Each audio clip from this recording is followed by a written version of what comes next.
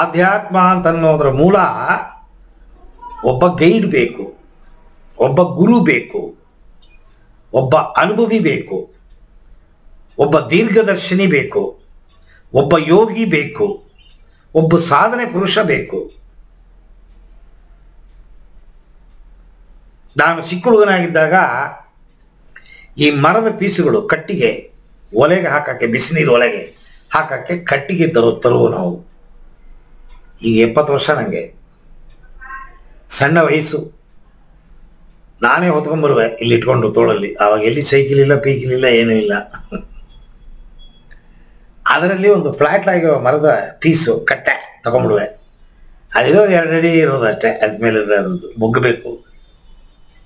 ಅದಕ್ಕೆ ಒಂದು ಬಟ್ಟೆ ಸುತ್ತಬಿಟ್ಟು ಅದನ್ನು ಕೈಲಿ ಇಟ್ಕೊಂಡು ಗೋಡೆನಲ್ಲಿ 3 ಗೆರೆ ಹಾಕ್ಬಿಡುವೆ, ವಿಕೆಟ್ಟು. ನಮ್ಮ ಅಣ್ಣನ ಮಕ್ಕಳು ಚಿಕ್ಕ ಚಿಕ್ಕ ಹುಡುಗರು, ಅವ್ರನ್ನ ಬಾಲಿಸಿ ಎನ್ನುವೆ.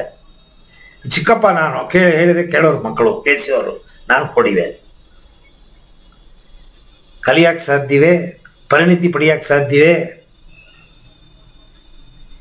ಯಾವಾಗ ಬ್ಯಾಟನ್ನ ಕೈಯಲ್ಲಿ ಮುಟ್ಟದೆ ಅದಕ್ಕೆ ಸಂಬಂಧಪಟ್ಟಂತೆ ವಿಚಾರಗಳನ್ನು ತಿಳಿಸೋದಕ್ಕೆ ಒಬ್ಬ ಗೈಡ್, ಒಬ್ಬ ಕೋಚ್ ಬೇಕು.